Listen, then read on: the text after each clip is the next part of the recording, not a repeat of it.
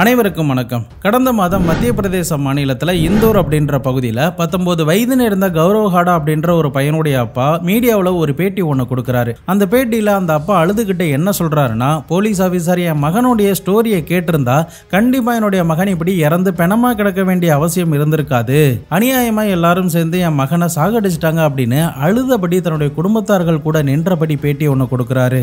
இப்படி இவர் பேட்டி கொடுத்ததுக்கு பிறகுதான் மத்திய பிரதேச மாநிலத்தில் இந்த விஷயமே பூதாகரமா வெடிக்க ஆரம்பிக்குது. நிறைய பேர் இதை பத்தி பேச ஆரம்பிக்கிறாங்க. 19 வயதுல இருந்த கௌரவ் ஹாடா அப்படின்ற இந்த பையன் பிஃபார்ம் படிச்சுக்கிட்டு வராரு. நம்ம காலேஜ் படிக்கும்போது எல்லாருக்குமே தோன்ற ஒரு விஷயம் என்னன்னா, நம்ம படிக்கிற காலேஜுக்கு பக்கத்திலேயே நம்முடைய வீடு இருந்தா எந்த அளவுக்கு சந்தோஷமா இருந்திருக்கும், சீக்கிரமாவே நம்ம காலேஜுக்கு போயிடலாம், சீக்கிரமாவே காலேஜ் முடிஞ்சு வந்துடலாம் அப்படின்னு தான் நினைப்போம். ஆனா ஒரு சிலருக்கு மட்டும்தான் அந்த வாய்ப்புகள் அமையும். அப்படிதான் இந்த கௌரவ் ஹாடாவுக்கும் அவனுடைய வீட்டுக்கு பக்கத்திலேயே அவன் படிக்கிற காலேஜும் இருந்திருக்கு. இந்த கௌரவ் ஹாடா தன்னுடைய அம்மா அப்பா தங்கைகள் அக்கா அப்படின்னு சொல்லிட்டு நல்ல குடும்பத்துல சந்தோஷமா தான் தினமும் காலேஜ் போய்கிட்டு வந்துட்டு இருக்காரு. இந்த கௌரவுக்கு நல்லா படிச்சு நல்ல வேலைக்கு போயிட்டு தன்னுடைய அக்கா தங்கைகள் அப்பா அம்மாவை நல்ல விதமா பாத்துக்கணும் அப்படின்ற ஒரு எண்ணத்தோட தான் இந்த பையன் தினமும் காலேஜ் போய்கிட்டு வந்திருக்கான். ஆனா நாட்கள் நகர நகர இந்த பையன் என்ன நினைச்சிருக்கானா, நம்ம அந்த படிக்கிறது மட்டும் நமக்கு பத்தாது, வேற ஏதாவது என்ன கத்துக்கணும் அப்படின்னு சொல்லிட்டு இங்கிலீஷ் லாங்குவேஜை நம்ம நல்லா கத்துக்கலாம். வெளியில நம்ம வேலைக்கு போனாலும் சரி, அப்படி இல்லைன்னா ஃபாரின் கண்ட்ரீஸுக்கு நம்ம வேலைக்கு போனாலும் சரி, இது கண்டிப்பா உதவிகரமா இருக்கும் அப்படின்னு சொல்லிட்டு இங்கிலீஷ் கோச்சிங் சென்டர் ஏதாவது இருக்கா அப்படின்னு சொல்லி சுத்து வட்டாரம் முழுக்க தேட ஆரம்பிச்சிருக்காரு. அப்படி தேடும் போதுதான் அவர் வசிக்கிற பகுதியில இருந்து நியர்பையிலேயே அண்ணா நகர்ல ஆகான்ஷா அப்படின்ற ஒரு இங்கிலீஷ் டீச்சர் டியூஷன் எடுத்துக்கிட்டு வராங்க அப்படிங்கிற ஒரு செய்தி இந்த பையனுக்கு தெரிய வருது. இதனால உடனடியாக அந்த பையன் அடுத்த நாளே அந்த டியூஷன்ல போயிட்டு ஜாயின் பண்ணி இருந்திருக்கான்.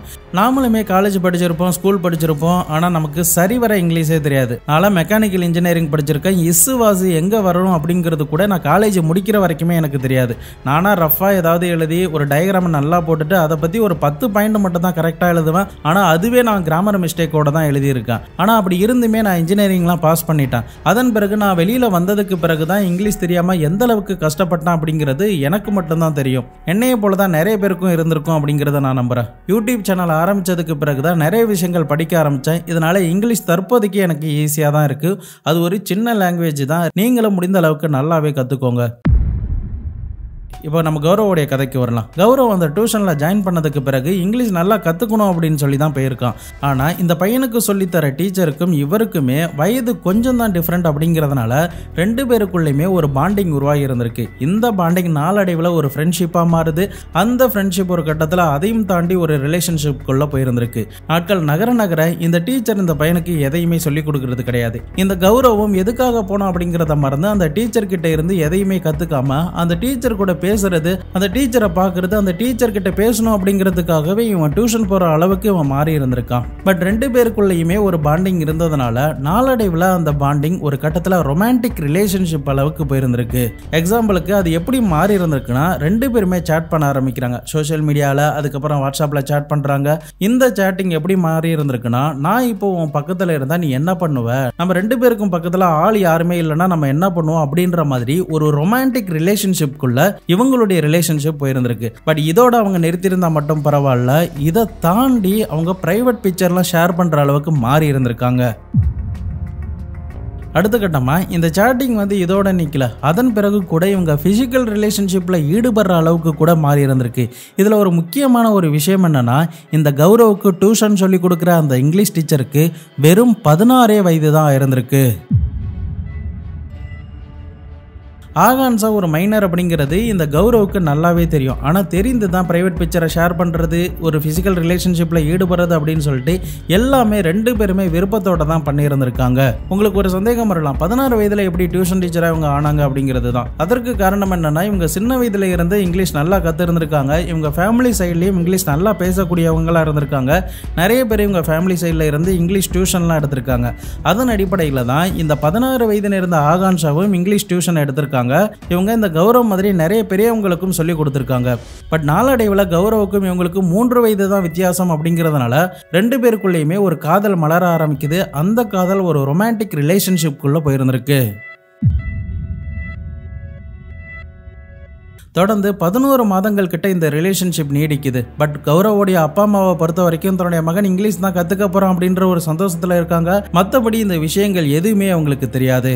பட் நாட்கள் நகர நகர இந்த 2 பேருக்குள்ளயுமே அந்த ரிலேஷன்ஷிப் சீக்கிரமாவே போர் அடிக்க ஆரம்பிக்குது. எப்படி இவங்க சீக்கிரமாவே ஒரு ரொமான்டிக் ரிலேஷன்ஷிப் குள்ள போனாங்களோ அதே மாதிரி சீக்கிரமாவே இவங்களுக்குள்ள சண்டைகள்லாம் ஏற்பட ஆரம்பிக்குது. இதனால கௌரவ் ஒரு கட்டத்தில் அந்த பெண்ணுடைய வாட்ஸ்அப் நம்பரை பிளாக் பண்ணிடுறாரு. ஆனாலுமே அந்த பெண்ணுக்கு பயங்கர ஆத்திரம் வந்ததுனால இந்த பையனுடைய இன்ஸ்டாகிராமுக்கு போயிட்டு முதல்ல மெசேஜ் பண்ணியிருந்திருக்காங்க.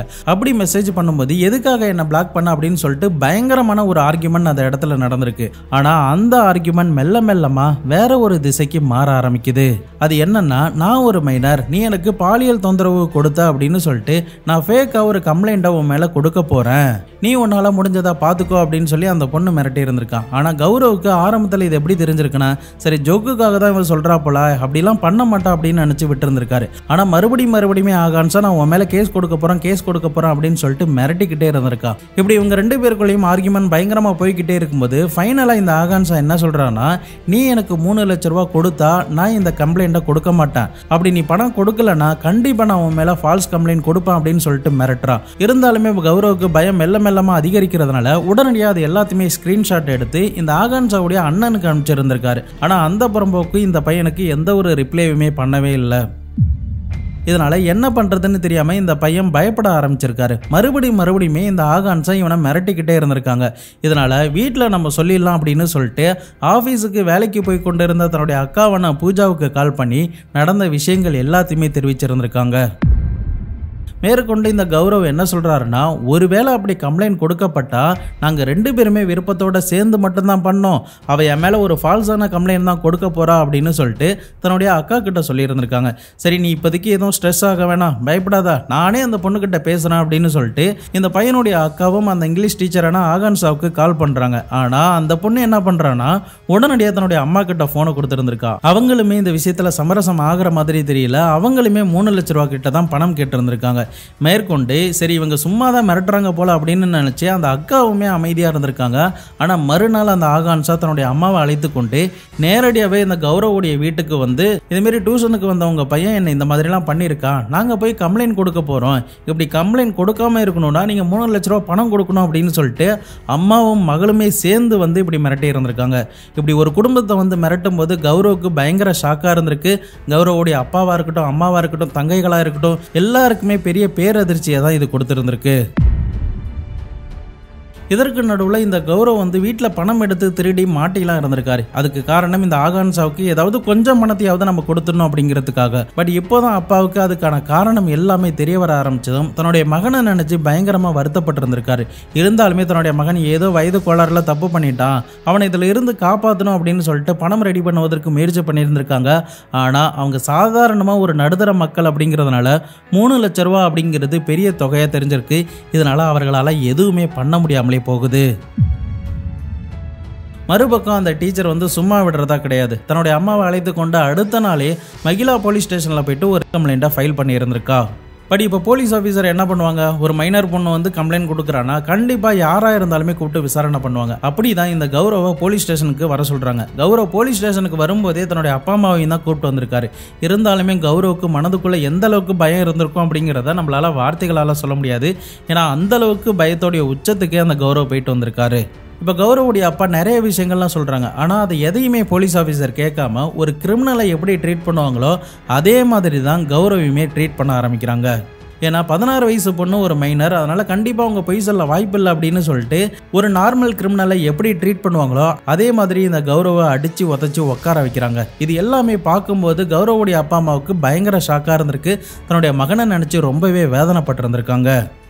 தொடர்ந்து இந்த கௌரவுடைய அப்பா அம்மாவுக்கு என்ன பண்றதுன்னு தெரியல, எப்படியாவது தன்னுடைய மகனை ஜெயிலில் இருந்து கொண்டு வந்துடணும் அப்படிங்கிறது மட்டும்தான். இதனால போலீஸ் ஆஃபீஸர் கிட்ட தொடர்ந்து கெஞ்சி கேட்டுக்கிட்டே இருந்திருக்காங்க. அப்போதான் போலீஸ் ஆஃபீஸர் தரப்புல இருந்து என்ன சொல்லப்படுதுன்னா, 45,000 ரூபாய் நீங்க பணம் கொடுத்தீங்கன்னா சமரசம் பேசுறதுக்கு நாங்க அவங்கள கூப்பிடுறோம், கேஸையும் வாபஸ் வாங்க சொல்றோம் அப்படின்னு சொல்லி இருந்திருக்காங்க. அதன் அடிப்படையில் இந்த அப்பா என்ன பண்ணியிருந்திருக்காரு, அவசரமா 45,000 பணத்தை ரெடி பண்ணி மகிழா போலீஸ் ஸ்டேஷன்ல வேலை பார்த்து கொண்டு இருந்த ஆஃபீஸருக்கு கொடுத்திருந்திருக்காங்க. அதன் பிறகுதான் சமரசம் பேச இன்னொரு நாள் உங்களை கூப்பிடுறோம் அப்படின்னு சொல்லிட்டு கௌரவ போலீஸ் ஸ்டேஷன்ல இருந்து இந்த அப்பா அம்மா கூட அனுப்பி வைக்கிறாங்க. பட் இருந்தாலுமே கௌரவுக்கு மனதுக்குள்ள எப்படி நமக்கு ஆயிட்டே தன்னுடைய அப்பா அம்மா இந்த அளவுக்கு அசிங்கப்பட்டுட்டாங்களே அப்படின்னு சொல்லிட்டு ஒரு பயங்கரமான ஒரு வேதனை அவருடைய மனதுக்குள்ள ஓடிக்கிட்டே இருந்திருக்கு. வீட்டுக்கு வந்ததுக்கு பிறகும் கூட அழுதபடியே ரூம்ல உட்காந்து சாப்பிடாம தண்ணி குடிக்காம யாருக்கிட்டையுமே பேசாம ஒரு பயங்கர சோகத்தோடைய அந்த பையன் உட்கார்ந்து இருந்திருக்கான். பட் இந்த பையன் மட்டும் அந்த வீட்டில் அப்படி உட்காரல, அனைவருமே அப்படி உட்கார்ந்து இருந்ததுனால யாருக்குமே யாராலுமே ஆறுதல் சொல்ல முடியல. இப்படி இருக்கிற சூழ்நிலையில தான் இரவு உணவு எல்லாருமே சாப்பிட்டு முடித்ததுக்கு பிறகு இந்த கௌரவம் தன்னுடைய ரூமுக்கு போய் தூங்கி இருந்திருக்கான். மறுபக்கம் டீச்சர் சைட்லயும் அவங்க எதையுமே இதை அலட்டி கொள்ளாம அவங்க அவங்களுடைய வேலையை பார்த்துக்கிட்டு ஜாலியா இருந்திருக்காங்க. ஆனா மறுபக்கம் கௌரவுக்கு மிகப்பெரிய ஒரு மன உளைச்சலை கொடுத்துருந்திருக்கு. அந்த மன உளைச்சலை அவனை எந்த அளவுக்கு மாத்தி இருந்திருக்குன்னா, மறுநாள் காலையில ஆகஸ்ட் 7, 2024 வாகல அந்த வீட்டுல இருக்கிற எல்லாருமே கண்ணை முழிச்சிருக்காங்க. ஆனா இந்த கௌரவ தவிர. எப்போதும் போல கௌரவுடைய அக்கா காலை சீக்கிரமாவே எழுந்து தன்னுடைய தம்பியை பார்க்கறதுக்காக வந்திருக்காங்க. அந்த சமயத்துல தம்பி டோரை திறக்காததுனால ஜன்னல் வழியா ரூம்குள்ள பார்க்கும்போது ரூமோடைய ஃபேன்ல தன்னுடைய தம்பி தொங்கிக்கிட்டு இருக்கிறத பாக்குறாங்க. இதை பார்த்துட்டு பதறி அடித்தபடி தன்னுடைய அப்பா அம்மா கிட்ட இதை சொன்னதுமே எல்லாருமே நெஞ்சில அடித்தபடி அழுதுகிட்டு அந்த கதவை உடைச்சிருந்திருக்காங்க. அதன் பிறகு அந்த பையனை மீட்டு பக்கத்தில் இருக்கிற ஹாஸ்பிட்டலுக்கு அழைச்சிட்டு போறாங்க. ஆனா மருத்துவர்கள் இந்த பையன் ஏற்கனவே இறந்து போயிட்டான் அப்படிங்கிற ஒரு ரிப்போர்ட்டை கொடுக்குறாங்க. அதன் பிறகு கௌரவுடைய சடலம் பிரேத பரிசோதனையெல்லாம் பண்ணி முடிக்கப்பட்டு எந்த போலீஸ் ஸ்டேஷன்ல அவனை அடிச்சு உதச்சி விசாரணை பண்ணாங்களோ அதே போலீஸ் ஸ்டேஷன்ல தான் அந்த பையனுடைய சடலத்தையுமே வச்சிருந்திருக்காங்க. அப்போதான் கௌரவுடைய அப்பா நான் இன்ட்ரோவில் சொன்ன மாதிரி என்னுடைய மகனுடைய ஸ்டோரியை இந்த போலீஸ் ஆஃபீஸர் கேட்டிருந்தாங்கன்னா கண்டிப்பாக இன்னைக்கு என்னுடைய மகன் உயிரோடு இருந்திருப்பான் அப்படின்னு சொல்லிட்டு வேதனையோட அழுதுகிட்டே ஒரு பேட்டியில் சொல்கிறாரு. இந்த பேட்டி தான் மத்திய பிரதேச மாநிலம் முழுக்க அந்த வாரத்தில் பயங்கரமாக பேசப்பட்டுச்சு. அதன் பிறகுதான் இந்த விஷயமே இந்தியா முழுக்க எல்லாருக்குமே தெரிய வர ஆரம்பிச்சது. ஆனால் போலீஸ் ஆஃபீஸர் தரப்புல இருந்து நாங்கள் அப்படி யாருக்கிட்டையுமே 45,000 ரூபாய் பணம் வாங்கல அப்படின்னு சொல்லப்படுது. மேற்கொண்டு பொய்யான கம்ப்ளைண்ட் கொடுத்த டீச்சர், அந்த டீச்சருடைய அம்மா அப்படின்னு சொல்லிட்டு 2 பேரையுமே கைது பண்ணியிருந்திருக்காங்க. இந்த வழக்கு தற்போதைக்கு நடந்துகிட்டு இருக்கிறதுனால மேலும் மேலும் என்ன உண்மைகள் தெரிய வரப்போகுது அப்படிங்கிறத நம்ம பொறுத்திருந்து பார்க்கலாம்.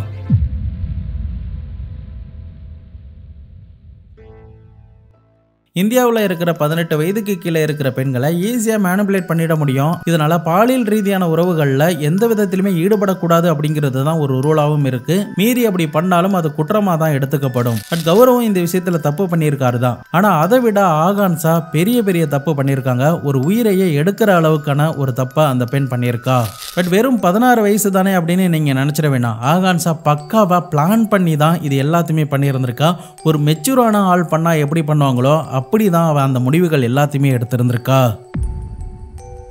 இப்போ இந்த கௌரவுக்கு நடந்த மாதிரி ஆன்லைனில் கூட வேற கோணத்தில் இன்னமும் நடந்துக்கிட்டு தான் இருக்குது. எக்ஸாம்பிளுக்கு சொல்லணும்னா வீடியோ கால் ஒரு ஆபாச பெண் பேசுகிற மாதிரி பேசி அதை நம்மளுடைய முகம் ஒரு வேளை தெரிஞ்சுட்டா அதை வீடியோ ரெக்கார்டு அப்படி இல்லைன்னா ஸ்க்ரீன்ஷாட் எடுத்து நம்மளே மிரட்ட வேண்டியது. நீங்கள் நாங்கள் கேட்குற பணத்தை கொடுக்கலனா இப்படி உங்களுடைய ஃபோட்டோவை ஆன்லைனில் போட்டு எல்லாருக்குமே காட்டிடுவோம் அப்படின்னு சொல்லி பயமுறுத்துறது. அதே மாதிரி தான் இந்த ஆகான்சாவும் இந்த கௌரவோடைய வழக்கில் பண்ணியிருந்திருக்காங்க. அது என்னன்னா இந்த கௌரவுக்குமே ஆகான்சா பிரைவேட் பிக்சர்லாம் அனுப்பியிருந்திருக்காங்க. ஆனால் இந்த கௌரவ் பயந்துக்கிட்டு பார்த்து உடனே டெலீட் பண்ணி இருந்திருக்காரு. மறுபக்கம் கௌரவம் தன்னுடைய பிரைவேட் பிக்சர் எல்லாம் ஆகான்ஷாவுக்கு அனுப்பி இருந்திருக்காரு. ஆனா ஆகான்ஷா அதை எதையுமே டெலீட் பண்ணாம அப்படியே அனைத்தையுமே சேவ் பண்ணி வச்சிருந்திருக்காங்க. நான் இதை எல்லாத்தையுமே இன்டர்நெட்ல வெளியிட்டுருவேன், இதை எல்லாருமே பார்த்துட்டாங்கன்னா உன்னுடைய மானமே போயிடும் அப்படின்னு சொல்லிட்டு பயமுறுத்தி இருந்திருக்காங்க. இந்த பயம் தாங்க முடியாம தான் அந்த பையன் பயங்கரமான ஒரு மன உளைச்சலுக்கே போயிருந்திருக்கான். பட் இந்த அளவுக்கு இந்த பெண் மிரட்டுவதற்கு காரணம் என்ன, அப்படி அவங்க சைடு வேற ஏதாவது ஒரு ரீசன் இருக்குமே அப்படின்னு சொல்லி நீங்க கேட்டீங்கன்னா கண்டிப்பா ஒரு ரீசன் இருக்கு. அதாவது இந்த ஆகான்சாவுக்கு 16 வயது தான் ஆகுது. இந்த பொண்ணுக்கு பயங்கரமான ஒரு பொசசிவ்னஸும் இருந்திருக்கு. அது எந்த அளவுக்கு இருந்திருக்குன்னா இந்த பையன் அவங்களுடைய அக்கா கிட்டையோ அம்மா கிட்டையோ அல்லது தங்கை கிட்ட கூட பேசக்கூடாது அப்படின்ற அளவுக்கு மாறி இருந்திருக்கு. மேற்கொண்டு இந்த கௌரவ் தாங்கிட்ட மட்டும்தான் பேசணும், தான் கூட ஒன்னா சேர்ந்து வாழணும், உன்னுடைய நண்பர்களா இருக்கட்டும் உன்னுடைய குடும்பத்தார்களா இருக்கட்டும் எல்லாருமே பிரிஞ்சு வந்துட்டு அப்படின்னு சொல்லி கேட்டிருந்திருக்கா. அதற்கு இந்த கௌரவ் ஒத்துக்காததுனால தான் இந்த பெண் பயங்கரமா ஆத்திரப்பட்டு இருந்திருக்கா. இந்த கௌரவ் கூட பயங்கரமா சண்டை போடுறா. இதனால கௌரவ் வாட்ஸ்அப்ல பிளாக் பண்றாரு. அதன் பிறகுதான் இன்ஸ்டாகிராம்ல மிரட்ட ஆரம்பிச்சு போலீஸ் ஸ்டேஷன்ல போயிட்டு கம்ப்ளைண்ட்லாம் கொடுத்திருந்திருக்கா. கௌரவும் ஒரு கட்டத்தில் இறந்து போயிருந்திருக்காரு. நம்ம வாழ்கிற வாழ்க்கையிலே மிகவும் கொடூரமான ஒரு பருவம்னா அது கண்டிப்பாக டீனேஜ் பருவம்னு தான் நான் சொல்லுவேன். ஏன்னா அந்த சமயத்தில் நமக்கு சரிவர எந்த ஒரு முடிவுகளுமே எடுக்க தெரியாது. எல்லா விஷயத்துலையுமே அவசரப்படுவோம், எல்லா விஷயத்துலையுமே முன்கோபப்படுவோம், எல்லாருக்கிட்டுமே எதிர்த்து பேசுவோம். ஒரு மெச்சூரிட்டியே வரது 22 வயதுக்கு மேலே தான் வருமே. அதாவது காலேஜ் முடிச்சுட்டு புதுசாக ஒரு இடத்துக்கு வேலைக்கு போவோம்ல, அப்போ தான் ஒருத்தர் நம்மளை செருப்பால் அடிக்காத மாதிரி சில விஷயங்கள்லாம் புரிய வைக்கும்போது வாழ்க்கையோடைய ரியாலிட்டி என்ன அப்படிங்கிறது நமக்கு புரியும் போது தான் பொறுமையும் பிறருடைய கஷ்டங்கள் எல்லாமே அப்போ தான் தெரிய வரும். பட் இந்த பெண் ஒரு 16 வயது பெண் அப்படிங்கிறதுனால அவசரமா எடுத்த இந்த முடிவுகள்னால அவளுடைய வாழ்க்கையை அவளே பாதிச்சுக்கிட்டான்னு தான் சொல்லியாகணும். இந்த வழக்கு நமக்கு என்ன சொல்லுதுன்னா, ஆகான்சா மாதிரியான சில கேரக்டரும் நம்மளை சுற்றி தான் இருக்கும், நம்மளுடைய வாழ்க்கையில் எப்போ வேணாலும் வந்துட்டு போகலாம். அதனால் நீங்கள் தான் விழிப்புணர்வாக இருக்கணும். மறுபக்கம் இந்த கௌரவ் எடுத்த தவறான முடிவுகள் மாதிரி யாருமே அவங்களுடைய வாழ்க்கையில் இப்படி ஒரு முடிவை எடுத்துடவே கூடாது அப்படிங்கிறது தான். நீங்கள் இந்த சம்பவத்தை பற்றி என்ன நினைக்கிறீங்க அப்படிங்கிறதையும், உங்களுடைய வாழ்க்கையிலும் இந்த மாதிரி மிரட்டல்கள், பயமுறுத்துற மாதிரியான சம்பவங்கள் ஏதாவது நடந்திருந்தால் அதையுமே நம்மளுடைய கமெண்ட் பாக்ஸில் சொல்லிட்டு போங்க. இந்த மாதிரி விஷயங்கள் நடக்காமல் இருப்பதற்கு என்ன வழிமுறைகள் கையாண்டா நல்லாயிருக்கும் அப்படிங்கிறதையும், இந்த வீடியோவுக்கு 5க்கு எவ்வளோ ஸ்டார் கொடுப்பீங்க அப்படிங்கிற ரேட்டையும் மறக்காமல் கமெண்ட் பாக்ஸில் சொல்லிட்டு போங்க. இதை பற்றி உங்களுடைய நண்பர்களும் தெரிஞ்சுக்கணும் அப்படின்னு நீங்கள் ஆசைப்பட்டீங்கன்னா அவர்களுக்கும் ஷேர் பண்ணி விடுங்க. நாளை மறுநாள் வேற ஒரு கிரைம் கேஸோட வேற ஒரு வீடியோவில் உங்களை வந்து சந்திக்கிறேன். அது வரைக்கும் உங்களிடமிருந்து விடைபெறுவது உங்கள் பாபு சங்கர்.